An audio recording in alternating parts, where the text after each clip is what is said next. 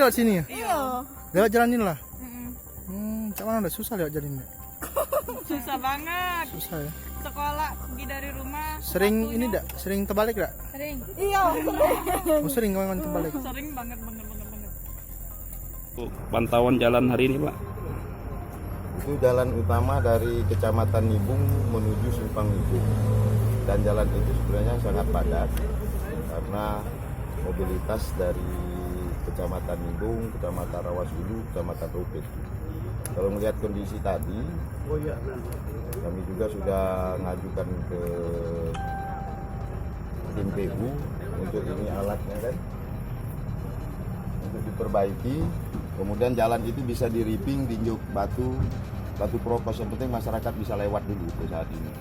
Lewat dalam artian lewat yang nyaman. Untuk upaya-upaya yang kita akan lakukan, Pak, untuk jalan sendiri, apa itu jalan kabupaten apa provinsi, Pak? Jalan itu sebenarnya jalan kabupaten, ya kan, ada juga sebagian nggak masih provinsi. Dan Pak Gubernur kita juga, Pak Haji Herman Deru, tidak masalah untuk selalu membantu Kabupaten Musirawas Utara. Karena kemarin juga saya sudah ngadap ke beliau presentasi situasi infrastruktur Muratara.